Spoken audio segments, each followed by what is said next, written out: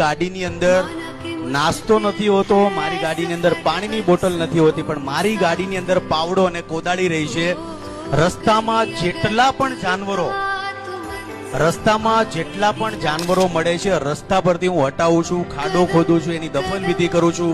2009 થી આ કામ કરું છું. અત્યાર સુધી ઓલમોસ્ટ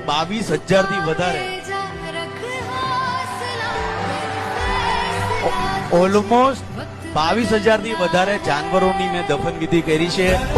તો આ ભાઈનું કેવું એમ છે કે હું ઘરેથી જ્યારે નીકળું ને ત્યારે ગાડીમાં ખાવા પીવાનું નથી રાખતો, પણ મારી સાથે કોસ કોદારીને પાવડો તો હોય જ કે રસ્તામાં કોઈ એવા જનાવર મરી ગયેલા હોય એની દફન વિધિ માટે.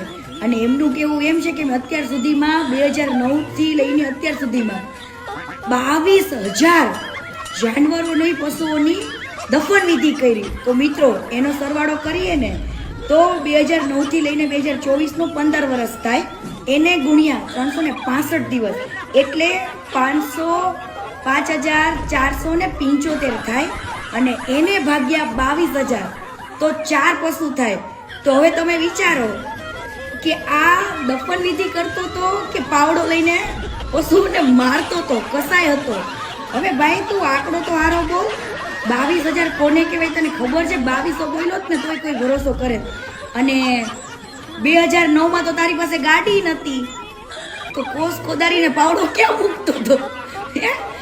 અત્યાર લગીનમાં મારા બેટા આટલું જૂઠું બોલીશ, 22,000 પશુઓને તે કરી. હા બિચારા ખોટા ગોળા ઓછા માર, મને દાંત આવે છે. કોસ કોદારી પાવડા લઈને તું બચાવતો તો મારતો તો, હાલી નીકળું કોસ કોદારી પાવડો રાખું.